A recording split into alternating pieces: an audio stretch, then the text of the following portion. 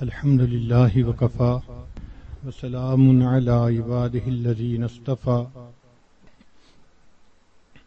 أما بعد أعوذ بالله من الشيطان الرجيم بسم الله الرحمن الرحيم شهر رمضان الذي أنزل فيه القرآن سبحان ربك رب العزة عما يصفون وسلام على المرسلين والحمد لله رب العالمين اللهم صل على سيدنا محمد وعلى آل سيدنا محمد وبارك وسلم اللهم صل على سيدنا محمد وعلى آل سيدنا محمد وبارك وسلم اللهم صل على سيدنا محمد وعلى آل سيدنا محمد وبارك وسلم۔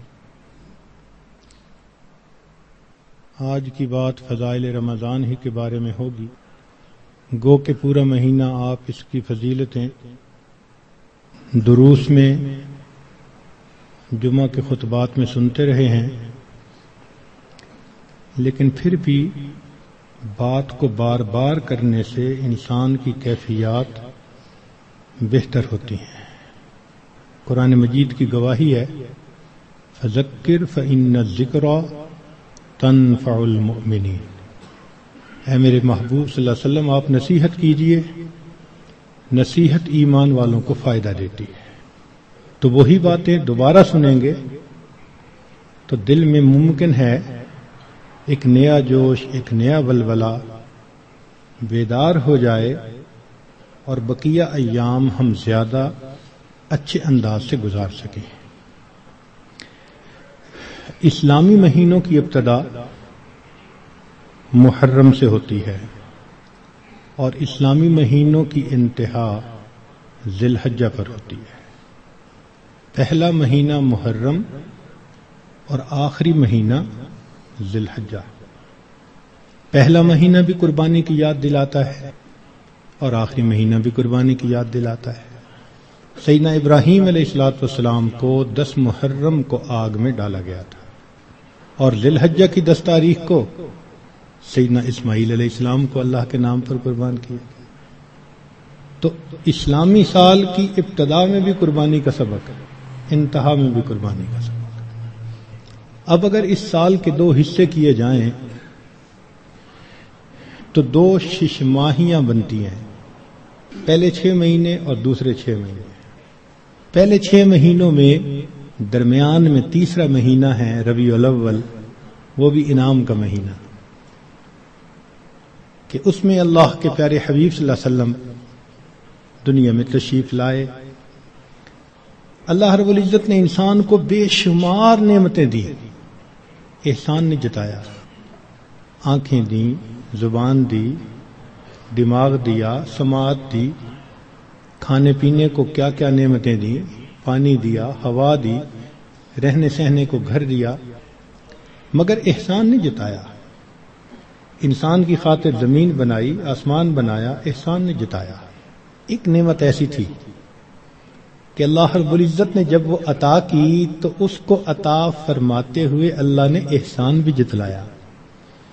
فرمایا لقد من اللہ علی المؤمنین اذ بعث فیہم رسولا، تحقیق اللہ نے ایمان والوں پر احسان فرمایا۔ تو پہلے 6 ماہی میں ربیع الاول کا مہینہ تیسرا انعام ملا اس امت کو، اور دوسری 6 ماہی میں 9واں مہینہ رمضان کا مہینہ، یہ بھی اللہ کی طرف سے انعام۔ جتنی آسمانی کتابیں اتاری گئیں رمضان مبارک میں، تو یہ مہینہ رحمتوں کا، برکتوں کا، مغفرت کا مہینہ ہے۔ چنانچہ رمضان کا لفظ را، میم اور ضاد 3 حرفوں سے بنا، اس کے معنی ہیں جلنے اور جلانے کے۔ اس کو رمضان کیوں کہتے ہیں؟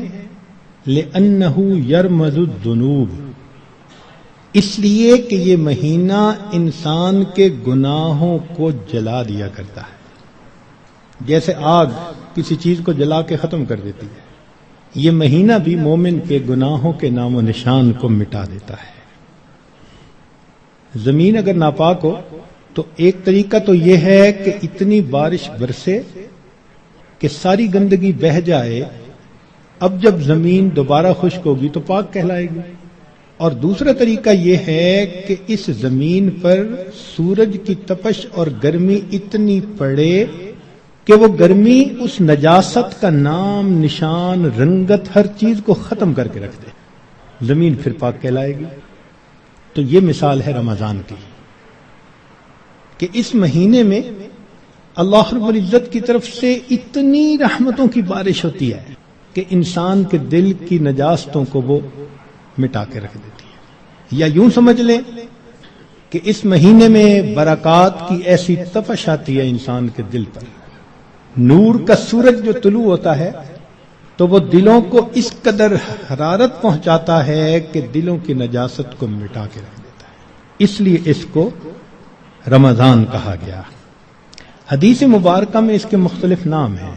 عربوں میں عظمت والی چیز کے کئی نام ہوتے تھے، اللہ رب العزت کے 99 نام، وَلِلَّهِ الْأَسْمَاءُ الْحُسْنَى، تو رمضان کے بھی کئی نام، چنانچہ حدیث مبارکہ میں اس کو شہر مبارکن، اس لیے ہم رمضان مبارک بھی کہہ دیتے ہیں، شہر عظیم، عظمت والا مہینہ، شہر الصبر، صبر کا مہینہ، شہر المواسات، غمخاری کا مہینہ۔ چنانچہ علماء نے لکھا ہے کہ رمضان سید الشہور، یہ مہینوں کا سردار ہے، فیہ بدأ نزول القرآن، اس میں ہی قرآن مجید نازل ہوا۔ اس کی 27 تاریخ کو، رمضان کی 27 تاریخ کو لوح محفوظ پر آسمان دنیا پر نازل کر دیا گیا، پھر وہاں سے 23 سال کے عرصہ میں آہستہ آہستہ آیات کو نبی علیہ السلام پر اتارا گیا۔ تفسیر طبری میں قتادہ رضی اللہ تعالی عنہ کی روایت ہے، فرماتے ہیں ان اللہ اصطفى صفایا من خلقہ، اصطفى من الملائکۃ رسلا ومن الناس واصطفى من الکلام ذکرہ، اللہ تعالیٰ نے انسانوں میں، فرشتوں میں بعض کو چن لیا ہے، ان کو فضیلت بخش دی ہے، کلام میں اللہ نے اپنے ذکر کو، اپنی یاد کو پسند فرما لیا، واصطفى من الارض مساجدا، اور زمین کے ٹکڑوں میں سے جو مساجد جہاں بنی ہیں ان مساجد کو اللہ نے چن لیا، واصطفى من الشہور رمضان، اور مہینوں میں سے اللہ نے رمضان کو چن لیا، واصطفى من الایام یوم الجمعہ، دنوں میں اللہ تعالیٰ نے جمعہ کے دن کو چن لیا، واصطفى من اللیالی لیلۃ القدر، اور راتوں میں اللہ تعالیٰ نے لیلۃ القدر کو چن لیا، فعظموا ما عظم اللہ، تم بھی تعظیم کرو اس کی جس کی اللہ نے تعظیم فرمائی، جس کو اللہ نے عظمت بخشی تم بھی اس کی تعظیم کرو۔ چنانچہ تفسیر در منصور میں علامہ سیوطی رحمۃ اللہ علیہ فرماتے ہیں، کعب رضی اللہ تعالی عنہ سے روایت کہ ان اللہ اختار ساعات اللیل والنہار فجعل منہن صلاۃ المکتوبہ، اللہ تعالیٰ نے دن رات میں سے کچھ اوقات کو پسند کیا، ان میں 5 نمازوں کو فرض فرما دیا، واختار الایام فجعل منہن الجمعہ، دنوں کو چنا تو ان میں سے جمعہ کو پسند فرما لیا، واختار الشہور فجعل منہن شہر رمضان، واختار اللیالی فجعل منہن لیلۃ القدر۔ تو جب اللہ رب العزت نے لیلۃ القدر کو اتنی عظمت بخشی اور اس مہینے کو اتنی عظمت بخشی تو ہمیں بھی چاہیے کہ ہم اس مہینے کی برکتوں سے فائدہ اٹھانے والے بن جائیں۔ چنانچہ علامہ طبرانی رحمۃ اللہ علیہ مجموع الزوائد میں سید الشہور شہر رمضان و سید الایام یوم الجمعہ، نبی علیہ السلام اس مہینے کا انتظار فرماتے تھے۔ اس مہینے کی فضیلت کے لیے یہ کتنا عجیب پوائنٹ ہے کہ اللہ رب العزت کے پیارے حبیب صلی اللہ علیہ وسلم اس مہینے کا انتظار فرماتے، دعا فرماتے تھے، اللہم بارک لنا فی رجب و شعبان و بلغنا رمضان، اے اللہ ہمیں رجب اور شعبان میں برکت عطا فرما اور بخیریت ہمیں رمضان تک پہنچا. انسان وش کرتا ہے نا تو کسی بہت بڑی نعمت کے لیے وش کرتا ہے. اللہ کے حبیب صلی اللہ علیہ وسلم 2 مہینے پہلے سے دعا مانگتے تھے.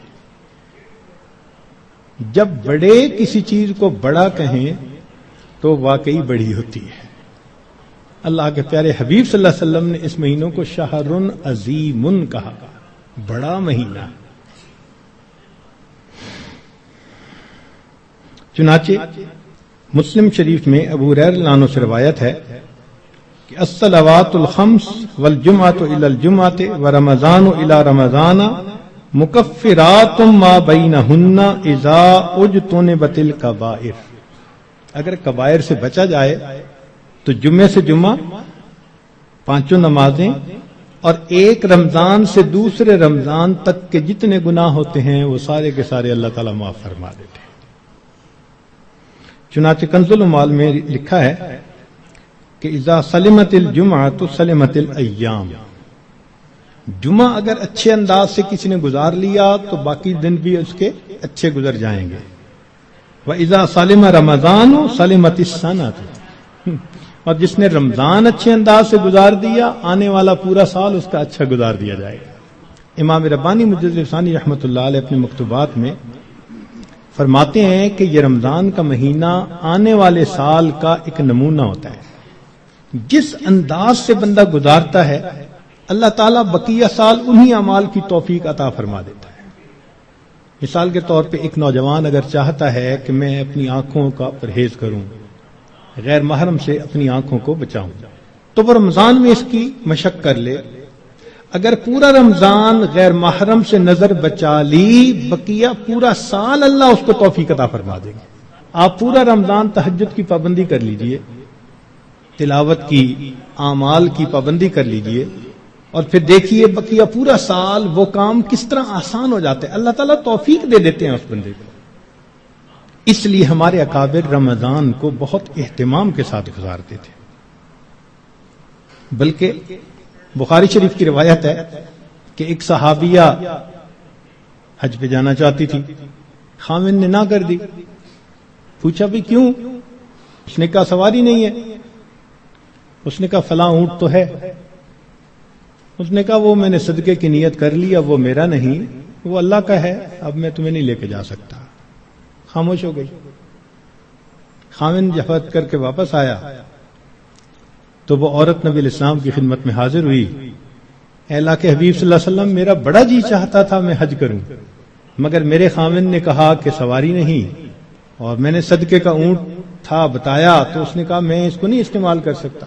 تو نبی علیہ السلام نے پہلے تو خاوند کو سمجھایا کہ دیکھو یہ حج کا عمل بھی اللہ کے راستے میں جانے والا عمل تھا. تم اگر اس اونٹ پر اس کو یہ حج کروا دیتے تو اس میں کوئی حرج نہیں تھا، مگر ساتھ ہی یہ فرما دیا اس عورت کو کہ اچھا اب تم رمضان میں عمرہ کر لینا، اللہ تعالیٰ تمہیں میرے ساتھ حج کرنے کا ثواب عطا فرمائے گا. یہ بخاری شریف کی روایت ہے. تو رمضان مبارک کو اللہ رب العزت نے ایسی فضیلت عطا فرمائی. چنانچہ کنز العمال میں ہے کہ اذا کان اول لیلۃ من شہر رمضان صفدت الشیاطین ومردت الجن، کہ جب رمضان کی پہلی رات آتی ہے تو شیاطین، سرکش جن، ان کو قید کر دیا جاتا ہے، باندھ دیا جاتا ہے. خبردار میرے پیارے حبیب صلی اللہ علیہ وسلم کے امتیوں کے روزوں کو تم خراب نہ کر سکو، تو شیاطین کو باندھ دیا جاتا ہے. وغلقت ابواب النار فلم یفتح منہا باب، جہنم کے سارے دروازے بند کر دیے جاتے ہیں، پورا رمضان بند رہتے ہیں. وفتحت ابواب الجنت فلم یغلق منہا باب، اور جنت کے سارے دروازے کھول دیے جاتے ہیں اور ان دروازوں کو پورا مہینہ بند نہیں کیا جاتا. سبحان اللہ. اللہ رب العزت اس مہینے میں جنت کی سیل لگاتے ہیں. وَيُنَادِي مُنَادٍ كُلَّ لَيْلَةٍ، اور ایک ندا دینے والا فرشتہ ہر رات یہ ندا دیتا ہے، یا باغی الخیر اقبل، اے نیکی کے متلاشی آگے بڑھ. ابتغاء سے ہے یہ لفظ باغی الخیر.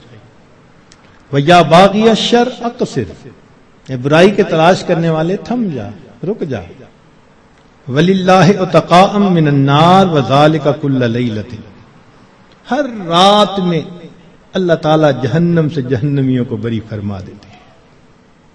اب یہاں طالب علم کے ذہن میں ایک سوال پیدا ہوتا ہے کہ رمضان مبارک میں شیاطین تو قید ہو گئے، پھر کیوں برائیاں ہوتی ہیں، غفلتیں ہوتی ہیں؟ تو علماء نے اس کے کئی جواب دیے. ایک جواب تو انہوں نے دیا بھئی بڑے شیاطین تو قید ہو گئے، اب چھوٹے شتونگڑے بھی تو ہیں، اور ہم اتنے غافل کہ شتونگڑے ہی کام دکھا جاتے ہیں. دوسرا علماء نے یہ کہا کہ شیطان کی وجہ سے نفس کے اندر اتنی خباثت آ جاتی ہے کہ شیطان اگر باندھ بھی دیا جاتا ہے تو نفس اس کا کارندہ بنا رہتا ہے، وہ انسان کو گناہوں پر اکسائے رکھتا ہے. یا برے دوست ہوتے ہیں، یار بد، ان کی وجہ سے انسان رمضان میں بھی نیکی پر نہیں آتا. مگر اس کی خوبصورت مثال یہی ہے کہ جیسے لوہے کو بھٹی میں گرم کریں نا تو سرخ ہو جاتا ہے، پھر اس کے بعد اس کو بھٹی سے نکال لیں تو وہ 1 منٹ میں ٹھنڈا نہیں ہوتا، وہ گھنٹہ 2 گھنٹے گرم رہتا ہے. تو شیطان نے انسان کو گناہوں کی بھٹی میں اتنا گرما دیا ہوتا ہے کہ ان لوگوں کے لیے رمضان کا مہینہ آ بھی جاتا ہے تو وہ گرمی اسی طرح موجود رہتی ہے. نبی علیہ السلام نے ارشاد فرمایا من وافق موتہ عند القضاء رمضان دخل الجنہ. جس بندے کو رمضان المبارک کے اندر موت آ گئی اللہ تعالیٰ اس کو جنت کے اندر داخل فرما دیتے ہیں. سیدہ عائشہ صدیقہ رضی اللہ تعالی عنہ فرماتی ہیں کہ کان رسول اللہ صلی اللہ علیہ وسلم یجتہد فی رمضان ما لا یجتہد فی غیرہ. مسلم شریف کی روایت کہ رمضان المبارک میں نبی علیہ السلام عبادات میں اتنی محنت فرماتے تھے، مشقت اٹھاتے تھے کہ رمضان کے علاوہ کسی اور مہینے میں اس قدر محنت نہیں فرماتے تھے. اس سے معلوم ہوا کہ خاص اہتمام فرماتے تھے اس مہینے. ایک اور روایت ہے بہقی کی، سیدہ صدیقہ عنہ فرماتی ہیں کہ کان رسول اللہ صلی اللہ علیہ وسلم اذا دخل رمضان، کہ جب رمضان کا مہینہ آتا تھا شد میں ازارہ، نبی علیہ السلام اپنی تہبند کو کس کے باندھ لیتے تھے. ثم لم یأت فراشہ حتی ینسلخ، پھر پورا مہینہ گزرنے تک اپنے بستر پر واپس نہیں آیا کرتے تھے. اللہ اکبر کبیرہ. اس لیے کہ وہ رمضان کی برکات سے واقف تھے، جانتے تھے. بہقی کی شریف کی ایک اور روایت ہے کان اذا دخل رمضان تغیر لونہ، کہ جب رمضان کا مہینہ آتا تھا نبی علیہ السلام کے چہرے کا رنگ بدل جاتا تھا. اللہ اکبر کبیرہ. وکثرت صلاتہ، اور نبی علیہ السلام نماز نفل کثرت کے ساتھ پڑھتے تھے. وابتہل فی الدعاء واشفق لونہ، اور اپنی دعا میں اتنے اللہ کے سامنے عاجزی کرتے تھے کہ آپ صلی اللہ علیہ وسلم کا چہرہ انور سرخ ہو جایا کرتا تھا. اللہ اکبر. چنانچہ ایک حدیث مبارکہ میں ہے، سلمان فارسی رضی اللہ عنہ اس کی روایت فرماتے ہیں کہ خطبنا رسول اللہ صلی اللہ علیہ وسلم فی آخر یوم من شعبان فقال، نبی علیہ السلام نے فرمایا یا ایھا الناس قد اضلکم شہر عظیم مبارک، اے لوگو تمہارے اوپر ایک بڑا مہینہ برکت والا آ گیا ہے. شہر فیہ لیلۃ خیر من الف شہر، ایسا مہینہ کہ جس میں ایک رات ہے جو 1000 مہینوں کی عبادت سے بھی زیادہ افضل ہے. شہر جعل اللہ صیامہ فریضہ، ایک ایسا مہینہ جس کے روزے کو اللہ رب العزت نے فرض فرمایا. وقیام لیلہ تطوعا، اور رات کے قیام کو اللہ نے اپنے قرب کا ذریعہ بنایا. من تقرب فیہ بخصلۃ من الخیر کان کمن ادى فریضۃ فیما سوا، جس نے رمضان میں نفل عمل کیا ایسے اجر ملے گا جیسے رمضان کے علاوہ اس نے کسی فرض کے اوپر عمل کیا تھا. ومن ادى فریضۃ فیہ کان کمن ادى 70 فریضۃ فیما سوا، جس نے ایک فرض پر عمل کیا اس کو 70 فرض جو غیر رمضان میں ہوتے ہیں اس کے برابر اجر عطا کیے جاتے ہیں. یہاں سے معلوم ہوا کہ اللہ رب العزت رمضان مبارک میں انسان کے اعمال کا ریٹ 70 گنا بڑھا دیتے ہیں، ملٹیپلائی، سبحان اللہ۔ ایک ایک عمل کو دنیا ریٹ انکریز کرتی ہے تو 10% اور 20%، 10واں حصہ 20واں حصہ، اللہ تعالیٰ ریٹ بڑھاتے ہیں تو کیا 70 گنا، 70 سے ضرب دے دی، اس لیے کہ وہ شہنشاہ حقیقی ہے، وہ اپنے بندوں کو اتنا اجر دینا چاہتا ہے کہ ان کے گناہوں کی ظلمتیں ختم ہو جائیں۔ تو ایسے وقت میں ہمیں بھی چاہیے کہ ہم اپنے اعمال اللہ رب العزت کے حضور پیش کریں۔ چنانچہ نبی علیہ السلام نے ارشاد فرمایا، هو شہر الصبر والصبر ثوابہ الجنہ، یہ صبر کا مہینہ ہے اور صبر کا بدلہ جنت ہے۔ وہ شہر المواسات، غمخاری کا مہینہ، سبحان اللہ۔ چنانچہ اسی حدیث میں آگے نبی علیہ السلام نے ارشاد فرمایا کہ اولہ رحمت، اس مہینے کے پہلے 10 دن رحمت، وَأَوْسَطُهُ مَغْفِرَةٌ، درمیان کے 10 دن مغفرت کے، وَآخِرُهُ عِتْقٌ مِّنَ النَّارِ، اور آخری 10 دن آگ سے آزادی کے۔ وہ کیسے؟ علماء نے اس کی بہترین تفسیر یوں کی کہ کچھ وہ لوگ ہوتے ہیں کہ جو پہلے سے ہی نیکوکاری کی زندگی گزارنے والے ہوتے ہیں، گناہوں سے بچتے ہیں، تقوی طہارت کی زندگی گزارتے ہیں، تو ان کے لیے تو رمضان رحمت کی خوشخبری بن کے آتا ہے، تو پہلے 10 دن میں ہی ان کے درجے بلند ہو جاتے ہیں۔ اور کچھ ایسے بھی ہوتے ہیں، کبھی نیکی کر لی کبھی خطا کر بیٹھے، تو ایسے لوگ جب رمضان کے پہلے 10 دن گزار لیتے ہیں تو اس میں ان کے جو گناہوں کی ظلمت ہوتی ہے اس کو اللہ تعالیٰ ختم کر دیتے ہیں۔ چنانچہ اوسطہ مغفرتن، ان کے لیے درمیانی 10 دن مغفرت کا پیغام بن جاتے ہیں۔ اور کچھ بہت زیادہ غفلت میں رہنے والے، اگر 10 دن سے ان کا کام نہیں بنا تو 20 دن سے ان کا کام بن جاتا ہے۔ چنانچہ جب 20 دن کی برکتیں ان کے دل کو دھو دیتی ہیں تو آخرہ عتق من النار، آخری عشرہ ان کے لیے بھی آگ سے آزادی کا عشرہ بن جاتا ہے۔ معلوم ہوا کہ اس مہینے میں تھوڑا غافل ہو یا زیادہ غافل، ہر بندے کی مغفرت کا اللہ تعالیٰ انتظام فرماتے ہیں۔ ہاں، بندے کو خود کوشش کرنی چاہیے۔ اگر کوئی آدمی خود ہی بے توجہ بن کر زندگی گزارے اور رمضان کا احترام ہی نہ کرے تو وہ تو پھر اپنا قصور ہے نا، ورنہ یہ اس کو احساس ہو گیا کہ مجھے رمضان مبارک کے اس مہینے میں اللہ کا قرب حاصل کرنا ہے، اس مہینے کی برکتیں اتنی ہیں کہ ایک لمحے کی برکت انسان کو ولی بنانے کے لیے کافی ہے۔ امام ربانی مجدد ثانی رحمۃ اللہ فرماتے ہیں مکتوبات میں کہ اے کاش پورے سال کی برکتوں کو رمضان المبارک کی برکتوں کے ساتھ وہ نسبت ہوتی جو ایک دریا کو سمندر کے ساتھ ہوتی ہے، مگر وہ بھی نہیں ہے۔ اس مہینے کی برکتیں اتنی زیادہ ہیں، اللہ اکبر کبیرہ۔ چنانچہ نبی علیہ السلام نے ارشاد فرمایا کہ وَاسْتَكْثِرُوا فِيهِ مِنْ 4 خصال، 4 اعمال اس مہینے میں زیادہ کرو۔ خصلتین ترضون بہما ربکم وخصلتین لا غنی بکم عنہما، 2 عمل تو ایسے ہیں کہ جن سے تم اپنے رب کو راضی کرو،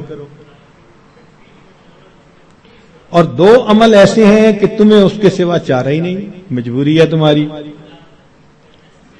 اللتان ترضون بہما ربکم، وہ 2 باتیں کہ جس ذریعے تم اپنے رب کو راضی کرو، فشہادت اللہ الہ الا اللہ وتستغفرونہ، یعنی کلمے کا ورد زیادہ کرنا، تحلیل زیادہ پڑھنا اور استغفار زیادہ پڑھنا، یہ 2 عمل اس مہینے میں خاص طور پر زیادہ کرنے کی ضرورت ہے، کیونکہ اللہ کے پیارے حبیب صلی اللہ علیہ وسلم نے ارشاد فرمایا، لہذا اس بات کی اہمیت دل میں اچھی طرح بٹھانی چاہیے۔ تو لا الہ الا اللہ کی بھی کثرت کریں، کم از کم چند 100 مرتبہ دن میں پڑھ لیا کریں، اور ہمت والے تو 1000 دفعہ 2000. ایسے لوگ ہیں ہر دن میں رمضان کے 10,000 مرتبہ تحلیل پڑھتے ہیں. اس وقت ایسے لوگ ہیں رمضان المبارک کے ہر دن میں ایک قرآن مجید کی تلاوت مکمل کرتے ہیں. نوجوان ہیں، کما رہے ہیں، وقت تو ایک جیسا ہے ہمارا بھی اور ان کا بھی، لیکن انہوں نے یہ محسوس کر لیا کہ اس وقت میں ہم نے اللہ کو راضی کر کے ہٹنا ہے. ان کے لیے یہ سارے کام آسان. تو ہم چلو چند 100 دفعہ یا 1000 دفعہ ہی لا الہ الا اللہ کا ورد کر لیا کرے، اور اگر چلتے پھرتے عادت ڈال لیں تو سبحان اللہ کئی 1000 مرتبہ کرنا بھی آسان ہے. اور ہمارے اکابر سبحان اللہ وہاں سینکڑوں اور ہزاروں کی بات نہیں ہوتی تھی، اور لاکھوں کی بھی بات نہیں ہوتی تھی، کروڑوں کی بھی بات نہیں ہوتی تھی. کروڑوں مرتبہ سے زیادہ دل کے اوپر لا الہ الا اللہ کی ضرب لگتی تھی، کروڑوں مرتبہ سے زیادہ. دل کے اوپر کتنا نور ہوتا ہوگا. اللہ اکبر کبیرہ. اور استغفار کی کثرت کریں. اور 2 چیزیں جس کی ہمیں ضرورت ہے، ایک اللہ رب العزت سے جنت مانگیں اور جہنم سے اللہ تعالی سے پناہ مانگیں. تو اس مہینے میں یہ دعا مانگنی چاہیے، اللہم انی اسألک الجنہ وَأَعُوذُ بِكَ مِنَ النَّارِ. اے اللہ میں جنت کا سوال کرتا ہوں اور جہنم سے اے اللہ میں پناہ مانگتا ہوں. چنانچہ رمضان مبارک کا اکرام کیسے کیا جائے اس کو بھی تھوڑا تفصیل سے بتا دیں. جو احترام کرنے والے ہیں وہ تو رمضان سے 2 مہینے پہلے سے ہی دعائیں مانگنی شروع کر دیتے ہیں. رمضان سے پہلے ہی گناہوں کو توبہ کر کے باطن کا غسل کر لیتے ہیں اور پھر رمضان خوب اچھے انداز سے گزارتے ہیں. لیکن اب آخری عشرہ رہ گیا. اس آخری عشرے میں ہم گناہوں سے اس طرح بچیں جیسے احرام کی حالت میں حاجی محرم گناہوں سے بچا کرتا ہے. جو لوگ حج پر گئے ہیں نا، عمرہ پر، ان کو اچھی طرح اندازہ ہے کہ جب احرام باندھ لیتا ہے تو بالکل کیفیت ہی اور ہو جاتی ہے. پھر جنایات سے بہت بچنے کی کوشش ہوتی ہے. ہر وقت یہ احساس رہتا ہے میں محرم ہوں، احرام باندھا ہوا ہے. بالکل رمضان گزارتے ہوئے وہی کیفیت ہو، انا صائم، میں روزہ دار ہوں، رمضان کا مہینہ ہے، مجھے اس میں کوئی گناہ نہیں کرنا. چلتے پھرتے لا الہ الا اللہ کا ورد رکھیں اور کبھی کبھی پورا کلمہ بھی پڑھیں، لا الہ الا اللہ محمد الرسول اللہ. جتنا ممکن ہو سکے قرآن مجید کی تلاوت کریں، حتیٰ کہ 2-3 منٹ بھی اگر خالی ہیں تو اس کو خالی نہ گزرنے دیں. قرآن پاک دیکھ کر پڑھ لیں، اور اگر قرآن پاک پاس نہیں یا وضو نہیں تو جو صورتیں یاد ہیں کم از کم وہی پڑھ لیں. حسب استطاعت رمضان مبارک میں صدقہ و خیرات زیادہ کریں. سیدہ عائشہ صدیقہ رضی اللہ عنہا فرماتی ہیں کہ نبی علیہ الصلوۃ والسلام رمضان مبارک میں اپنے دونوں ہاتھ صدقے کے لیے کھول دیا کرتے تھے. جیسے تیز ہوا چلتی ہے اس طرح نبی علیہ الصلوۃ والسلام صدقہ پانی، اللہ کے راہ پانی کی طرح پیسہ بہا دیتے تھے. تو صدقہ و خیرات زیادہ کرنا.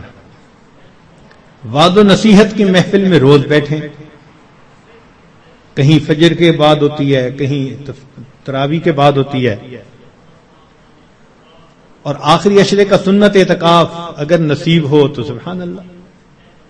معتکف کی حالت ایسی ہی ہوتی ہے کہ جیسے کسی کو منانے کے لیے اس کے دروازے کی چوکھٹ کو پکڑ کے بیٹھ جائے. اگر تو در نہ کھولے گا تو میں بھی در نہ چھوڑوں گا. بس نیت کر لے کہ اے رب کریم آپ کو مجھے منا کے اٹھنا ہے.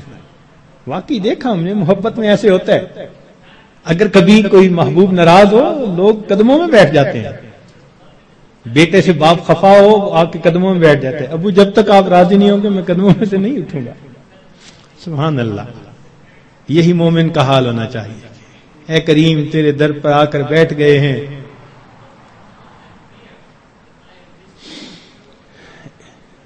اجازت ہو تو آ کر میں بھی شامل ان میں ہو جاؤں، سنا ہے کل تیرے در پر ہجوم عاشقاں ہوگا۔ عشق محبت والے 10 دن فارغ کرتے ہیں اللہ کے سامنے، دن رات عبادت میں گزارنے کی کوشش کرتے ہیں، اور دعاؤں میں پھر انسان خوب عاجزی اور زاری کرے۔ اس طرح رمضان مبارک کی قدردانی کیجیے۔ رمضان مبارک کی بے قدری کی بھی کچھ صورتیں ہیں۔ مثال کے طور پہ بعض لوگ رمضان کے روزے رکھنے کا اہتمام نہیں کرتے، یہ رمضان کی بے قدری ہے۔ اور کئی مرتبہ سحری کھا کے سو جاتے ہیں کہ میں تھوڑی دیر ذرا آرام کر لوں، اٹھ کے فجر پڑھوں گا، اور شیطان کو نماز قضا کروانے کا موقع مل جاتا ہے۔ یہ رمضان مبارک کی بے قدری ہے۔ اسی طرح افطاری کے انتظار میں باجماعت نماز چھوڑ بیٹھتے ہیں، یہ بھی رمضان مبارک کی بے قدری ہوئی۔ بعض لوگ رمضان المبارک میں خبروں کے نام پر ٹی وی دیکھتے ہیں، غیر محرم عورتوں پر نظر پڑتی ہے، بازار سے گزرتے ہوئے اپنی نگاہ کا احتیاط نہیں کرتے، یہ بھی رمضان مبارک کی بے قدری ہوئی۔ اخبار بینی کے شوق میں تصاویر بھی دیکھتے ہیں، یا بعض لوگوں کو دیکھا کہ بھوک سے بچنے کے لیے یا پیاس کے احساس سے بچنے کے لیے ڈائجسٹ پڑھنا شروع کر دیتے ہیں، ناول، افسانے، کہ وقت گزر جائے۔ تو وقت گزاری کے لیے ڈائجسٹ جیسی کتابیں اور اس طرح کی کتابوں کا پڑھنا یہ بھی رمضان مبارک کی بے قدری ہے۔ اس سے تو بہتر تھا کہ آپ قرآن مجید کی تلاوت کر لیتے۔ اور بعض مرتبہ عورتیں گھر کے کام کاج میں لگی ہوتی ہیں تو وہ وقت گزاری کے لیے موسیقی والی قوالی لگا دیتی ہیں، اور ایسی آج کل قوالیاں بن بھی خوب رہی ہیں گانوں کی طرز پر۔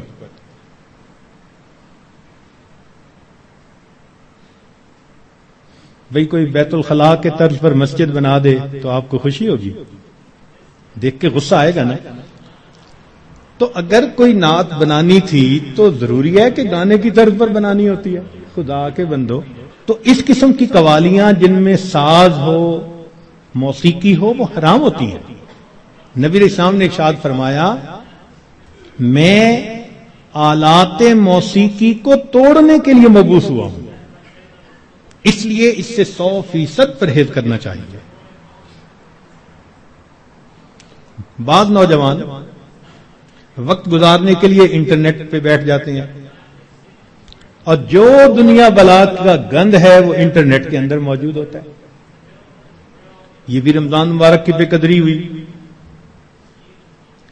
اور بعض اپنے دوستوں سے میسیجز کا سلسلہ شروع کر دیتے ہیں،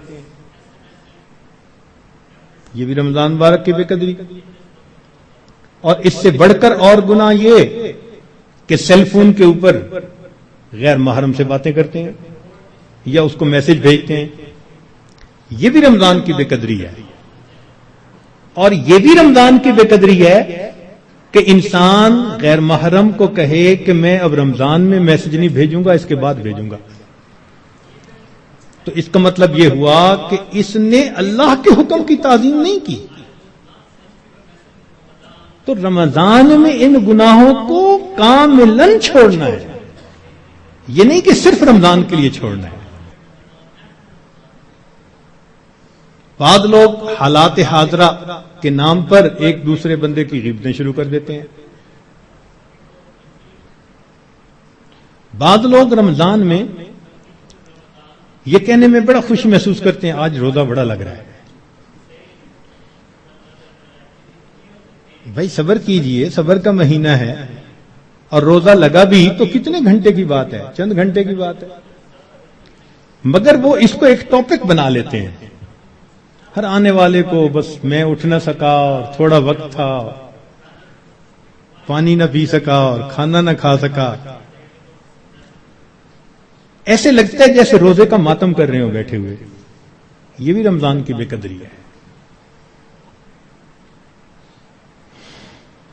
رمضان مبارک میں جو آدمی اللہ رب العزت کے قرب کے لیے کوششیں کرے گا، یقیناً اللہ رب العزت اس کے گناہوں کو معاف فرمائیں گے اور اسے اپنا قرب عطا فرمائیں گے.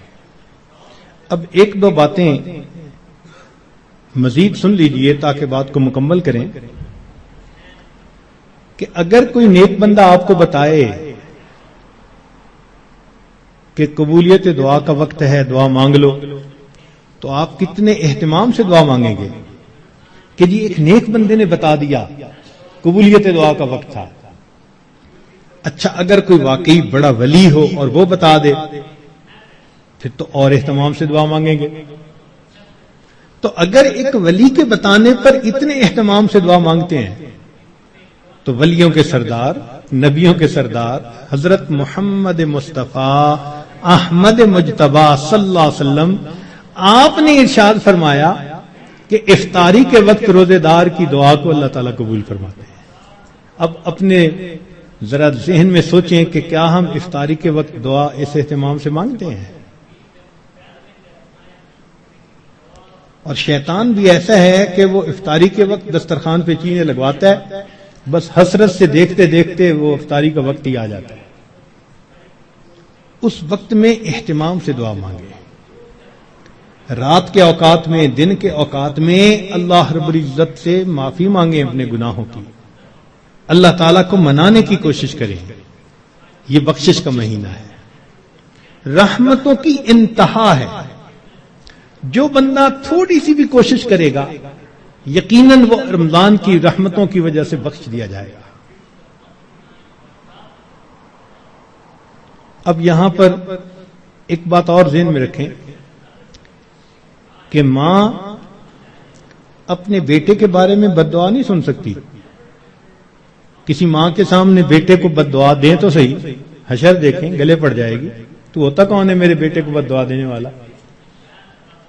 تو ماں کو اگر بیٹے سے اتنی محبت ہے کہ وہ بد دعا نہیں سن سکتی،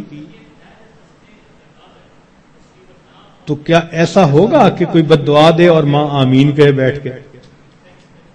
وہ تو آمین نہیں نہ کہے گی.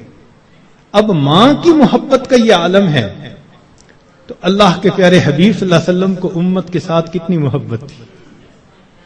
23 سال امت کے لیے اللہ کے محبوب صلی اللہ علیہ وسلم راتوں کو روتے رہے. کوئی ماں بچوں کے لیے 23 سال نہیں روتی، کوئی باپ اپنی اولاد کے لیے 23 سال نہیں روتا. اللہ کے پیارے حبیب صلی اللہ علیہ وسلم 23 سال تہجد میں روتے تھے، امت کے لیے روتے تھے. اتنی محبت تھی امت کی. روایت میں آتا ہے کہ ملک الموت نے آ کے عرض کیا، اے اللہ کے حبیب صلی اللہ علیہ وسلم، اللہ تعالیٰ نے بھیجا ہے. نبی السلام نے پوچھا، اچھا پہلے مجھے یہ پوچھ کے بتاؤ میرے بعد میری امت کا کیا بنے گا؟ اللہ اکبر. ادھر سے بلاوا آتا ہے اور اللہ کے حبیب صلی اللہ علیہ وسلم کو امت یاد آتی ہے، میری امت کا کیا بنے گا؟ اللہ تعالیٰ نے فرمایا تیری امت کے بارے میں تیرے دل کو خوش کریں گے میرے محبوب. اللہ اکبر. اتنی محبت امت کے ساتھ. اور ان کے سامنے جبریل علیہ السلام ایک دعا مانگتے ہیں، برباد ہو جائے وہ شخص جس نے رمضان کا مہینہ پایا اور اپنی مغفرت نہ کروائی. اور اس پر نبی علیہ السلام فرماتے ہیں آمین. اب آپ سوچیں کہ رمضان المبارک میں مغفرت کا کروانا کتنا اہم ہے. اول تو ایک فرشتے کی بد دعا کافی تھی، پھر اس کے اوپر نبی علیہ السلام کی آمین، اس نے کتنا موقت کر دیا اس بد دعا کو. اللہ اکبر. اس لیے رمضان گزرے گا تو یا ہمارے لیے عید ہوگی یا پھر ہمارے لیے وعید ہوگی. جن کی بخشش ہو گئی ان کے لیے تو عید ہوگی، خوشی کا دن، اور جن کی بخشش نہ ہوئی پھر ان کے لیے وعید ہوگی. اس لیے رمضان کے ان باقی ایام کو بہت ہی زیادہ اہتمام کے ساتھ اللہ تعالیٰ سے مانگ کے گزاریں، رو دھو کے گزاریں. جب دل میں فکر ہوتی ہے نا پھر مانگنے کا طریقہ خود بخود آ جاتا ہے. جب بیٹا بیمار ہو نا ہاسپٹل میں تو اس کی ماں کو دعا کا ادب کوئی نہیں سکھاتا، ماں کو دعا مانگنا خود آتا ہے. وہ جس انداز سے رو رہی ہوتی ہے، وہ جس طرح اللہ کے سامنے گڑ گڑا رہی ہوتی ہے، اللہ میرا بیٹا ECU میں داخل ہو چکا، ٹپ ٹپ آنسو گر رہے ہوتے ہیں. دعا کے آداب کون اسے سکھاتا ہے؟ محبت ہوتی ہے، دل کو فکر لگی ہوتی ہے. اسی طرح جب دل کو فکر لگ جاتی ہے نا کہ وقت تو گزر رہا ہے، میں نے کیا کیا اس میں، تو پھر انسان کو اللہ رب العزت سے مانگنا بھی آ جاتا ہے. کہتے ہیں کہ ایک اعرابی تھا تو رمضان مبارک میں عجیب اس نے دعا مانگی. کہنے لگا اللہم انک امرت بعتق العبید ونحن عبیدک. اے اللہ، آپ نے غلاموں کو آزاد کرنے کا حکم دیا ہے. اس حدیث میں بھی نبی علیہ السلام نے فرمایا کہ جو غلام آزاد کرے اس کو یہ اجر ملے گا. تو دیکھیے ایک دیہاتی شخص ہے، کیا دعا مانگ رہے ہیں؟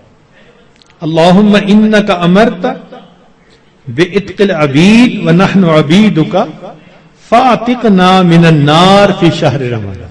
اے اللہ، اس رمضان کے مہینے میں جہنم کی آگ سے ہمیں آزاد فرما دیجیے.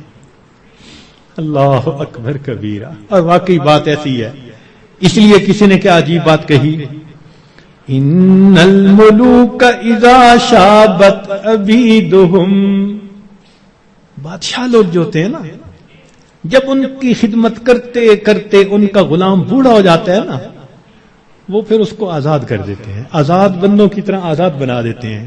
عمر گزار دی اس نے خدمت کرتے کرتے. بادشاہ بڑھاپے میں اس کو غلام نہیں رکھتے، یہ دستور ہوتا ہے بادشاہوں کا.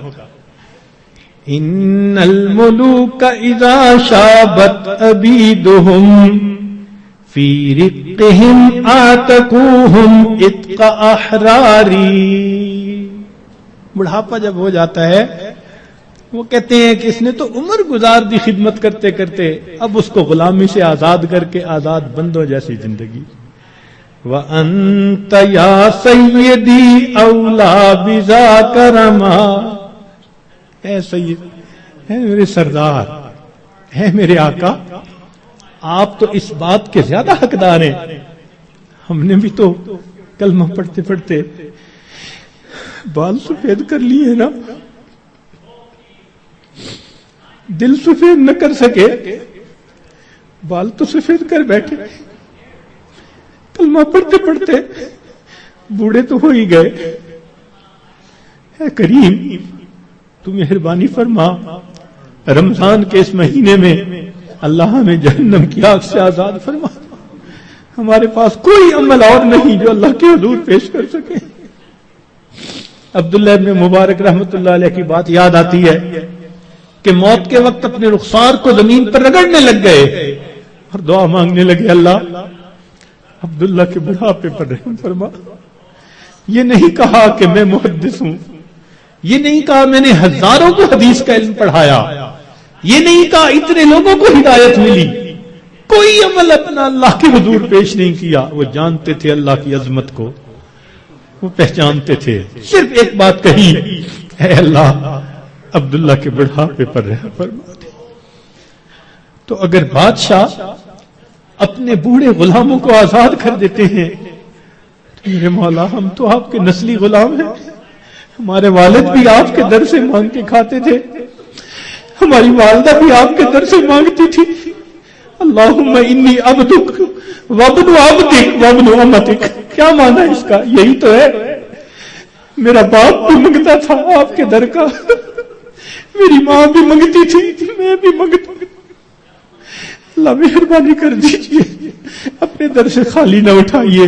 اے اللہ، آج 21 رمضان کی رات ہے اور اوپر سے جمعرات، جمعہ کی رات۔ اے اللہ، اس مبارک رات میں ہمارے تمام گناہوں کو معاف فرما دیجئے، اور جو آگے وقت آ رہا ہے اللہ ہمیں صحیح انداز کے ساتھ گزارنے کی توفیق عطا فرما دیجئے۔ وآخر دعوانا ان الحمد للہ رب العالمین۔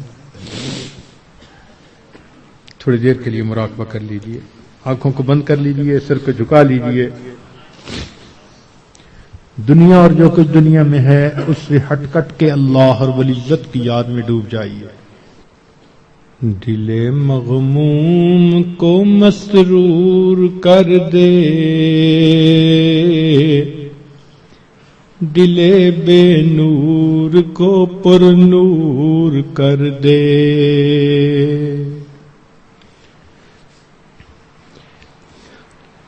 دل مغموم کو مسرور کر دے، دل بے نور کو پر نور کر دے، فروزاں دل میں شمع طور کر دے، یہ گوشہ نور سے معمور کر دے، میرا ظاہر سنور جائے الہی، میرے باطن کی ظلمت دور کر دے، میرا ظاہر سنور جائے الہی، میرے باطن کی ظلمت دور کر دے، مئے وحدت پلا مخمور کر دے، محبت کے نشے میں چور کر دے۔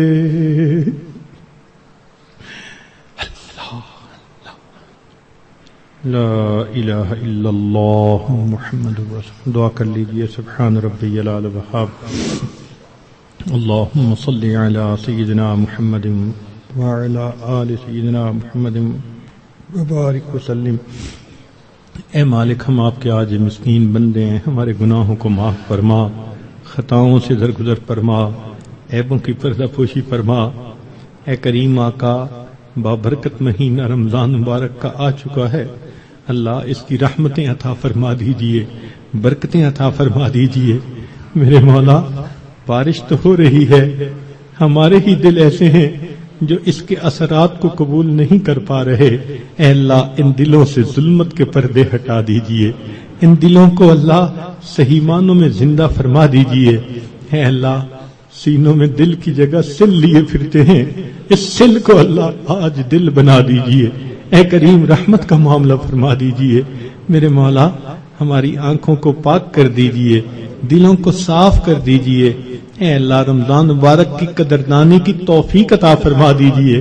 اے اللہ، آپ کے بندے دور قریب سے چل کر، اپنے گھروں کو چھوڑ کر، بیوی بچوں کو چھوڑ کر آپ کے در پر آ کے حاضر ہو گئے ہیں۔ میرے مولا، میں کہاں کہاں نہ پہنچا تیری دید کی طلب میں۔ اے اللہ، تیری دید کی طلب میں، تیری محبت کی تلاش میں، اے اللہ، تیرا قرب حاصل کرنے کے لیے، آپ کو منانے کے لیے، اے اللہ، یہ سب حضرات یہاں آ گئے ہیں۔ اے اللہ، آنا قبول کر لیجئے، میرے مولا، آنا قبول کر لیجئے۔ اے اللہ، رحمت فرما دیجئے، میرے مولا، مہربانی فرما دیجئے، اٹھے ہاتھوں کی لاج رکھ لیجئے۔ اے اللہ، دنیا کے لوگ بھی آنے والے کا لحاظ کر لیتے ہیں، اے اللہ، آپ بھی اپنے گھر میں آنے والے کا لحاظ فرما لیجئے، مہربانی فرمائیے۔ آج کی رات میں ہماری مغفرت فرما دیجئے، نیک اعمال کی توفیقیں عطا فرما دیجئے۔ اے اللہ، ہمیں تقوی و طہارت کی زندگی عطا فرمائیے۔ اے اللہ، گناہوں کی ذلت سے محفوظ فرما، ہمیں طاعات کی عزت نصیب فرما۔ آنے والے وقت کو گزرے وقت سے بہتر فرما، آنے والی زندگی کو گزری ہوئی زندگی کا کفارہ بنا. اللہم انا نسألک الجنہ ونعوذ بک من النار. صلی اللہ تعالی علی حبیبہ سیدنا محمد وآلہ واصحابہ اجمعین برحمتک یا ارحم الراحمین.